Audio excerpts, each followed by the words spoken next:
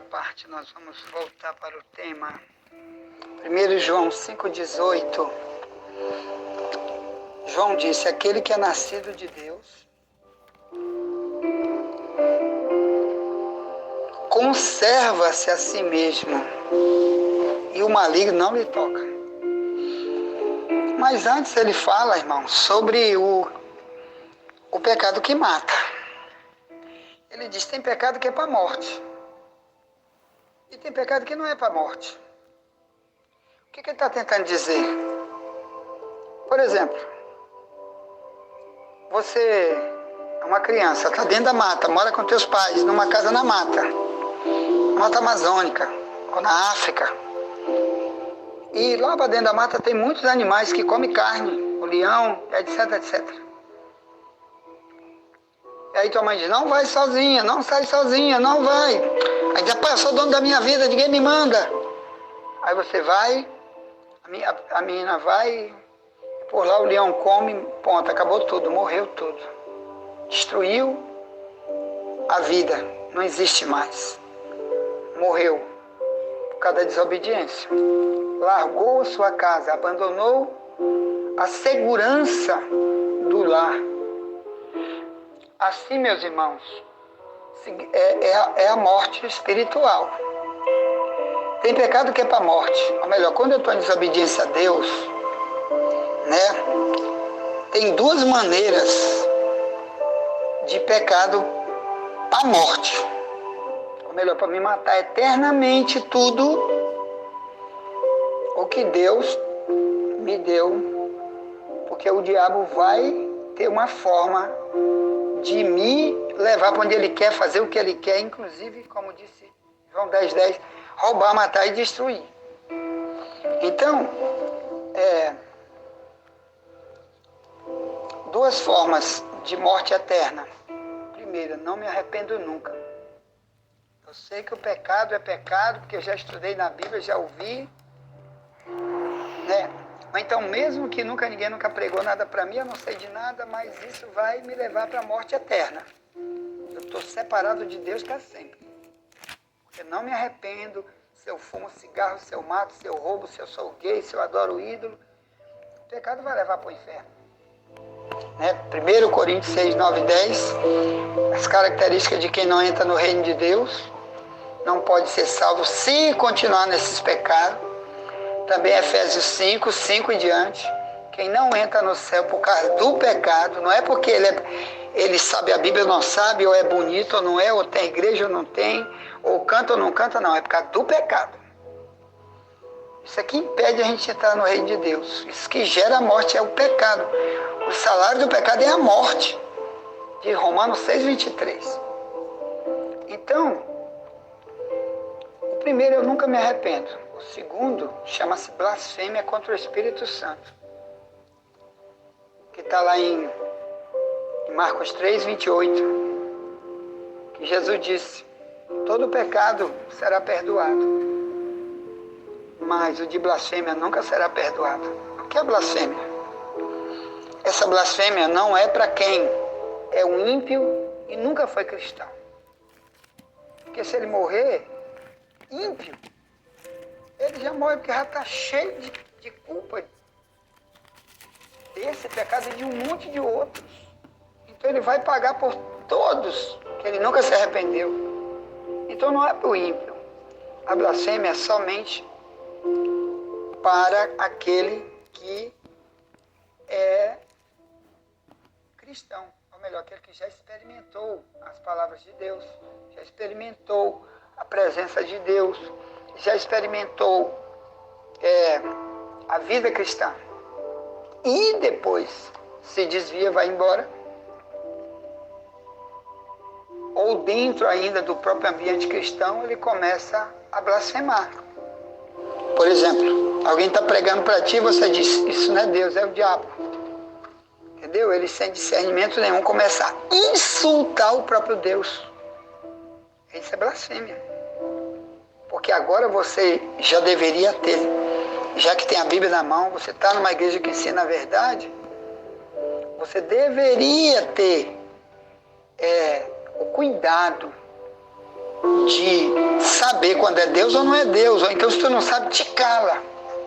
Te cala. Mas não fica dizendo, isso é diabo. Olha, isso aí não é de Deus. Como fizeram com Jeremias muitas vezes, como fizeram com o próprio Cristo quando estava pregando em Mateus 12. Dizendo, tu está com demônio, Jesus. É o diabo que está te usando. Quer dizer, o próprio povo de Deus, que era Israel, blasfemou contra o próprio Deus que estava ali pregando para eles. Então, mas como é que eu sei que eu blasfemei ou não blasfemei? Se você se arrepender, é porque você nunca blasfemou. É esse que é o problema. Porque quem blasfemou de verdade, ele está tão cauterizado agora, ele se cauterizou, o diabo aproveitou ele para entrar nele e não deixar nunca mais ele voltar. Ele vai ser um apóstata para sempre, eterno. Mas a gente prega isso é para que a pessoa comece a dizer, Deus, eu me arrependo, eu me humilho, para poder não ser esse que está gerando pecado para a morte. Porque isso daí não adianta orar por ele. Deus não vai fazer. Tá certo? Então vamos ter cuidado com esse tipo de gente. Então, como já tem aí multidão de gente que agora são pastores gays, ou são pastores maçom, depois de pastor se tornou maçom, né? E se eles voltarem, que a multidão não volta, a multidão morre lá, né? Morre maçom, né? Então, se voltar antes, é sinal que aquele amor, aquele prazer pelas coisas do diabo, ele não usou lá. Foi só engano, ele descobriu que era engano, ele voltou depressa e largou aquilo ali. Outros vão se entranhar mesmo lá e se matar lá, porque quer exatamente aquilo. O poder, o dinheiro, a fama, a política. E é isso, e vão ficar na maçonaria. Aí apostasia total, eterna. Bem, meus irmãos, conservar. O Paulo diz para Timóteo assim, conserva-te a ti mesmo puro. Olha, eu tenho aqui então 3 expressões da Bíblia para conservação. E primeiro é esse aqui, 1 Timóteo 5:22. Ou melhor, esse aqui é o segundo. O primeiro a gente já falou lá em 1 João 5:18. São as 3 expressões principais da Bíblia com respeito a conservar. Primeiro é conservar do pecado, para poder estar conservado do diabo. O segundo é conservar-se puro. E o terceiro, aqui, ó, é conservar as sãs palavras que tu já ouviste, já sabe. 2 Timóteo 1:13. Mas nós vamos primeiro ver 1 Timóteo 5:22. Quer dizer, isso aqui é responsabilidade minha. Ou melhor, Deus espera que eu, sabendo que o diabo gosta do pecado, então eu vou guardar em mim o quê? A pureza. Porque Jesus diz primeiro, somente os puros de coração verão a Deus. Mateus 5:8. E o Davi diz assim, na sua oração, cria em mim, ó Deus, um coração puro. Não me lance fora da tua presença, não retire de mim o teu Espírito Santo. O Salmos 51:8 em diante. Então, ele sabe que se eu não tiver pureza, eu tenho sujeira, imundície. E no lugar imundo que não limpa, Deus sai e cai fora. Então, o Timóteo foi avisado, né? E Timóteo já era um pastor, olha só. Timóteo já era um pastor na cidade de Éfeso, para onde Paulo escreve essa carta. Timóteo era líder de líderes, ele era o presidente geral da igreja, ali naquela cidade em Éfeso.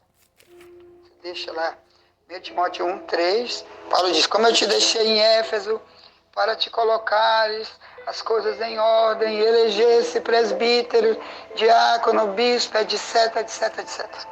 Então ele era o pastor presidente da igreja primitiva, ali naquela região onde hoje é Turquia. Nessa cidade, exatamente nessa cidade chamada Éfeso. Bem, então, pega aí, 1 Timóteo 5, né? 22. Vamos ler.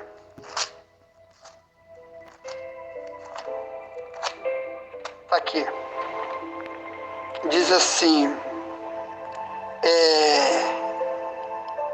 22. A ninguém imponhas precipitadamente as mãos, nem participe dos pecados alheios. Conserva-te a ti mesmo puro. Isso aqui é minha tradução mais antiga. Ó. Eu disse para você, se você buscar no Google aí, várias traduções que estão no Google, nunca você vai achar a palavra conserva-te. Não existe. O que é conservar? Eu olho ali e digo, ixi, eu não vou me meter nisso aí não. Rapaz, bora para essa reunião aqui errada aqui. Não, isso é corrupção, eu não estou nessa. Isso é se conservar. Nesse caso aqui, é na questão de ungir obreiros que não são pessoas cristianizadas o bastante para liderar, libertas o bastante para ser líder. E você pega e bota a mão na cabeça dele e diz, estou te ungindo para ser pastor desta igreja. Estou te ungindo para ser um missionário na África. Sem o cara estar preparado, sem você pesquisar ele, orar para Deus confirmar, né? Sem você olhar o testemunho dele, investigar, sem que a própria igreja, que conhece muitas vezes o obreiro, e ela tem que conhecer o obreiro dela, né? Se a igreja não aceitou, você traz de fora uma pessoa que você nunca viu, porque é pregador, não sei o que não. A partir de hoje ele vai ganhar 10 mil reais, 50 mil para ser pastor aqui da igreja.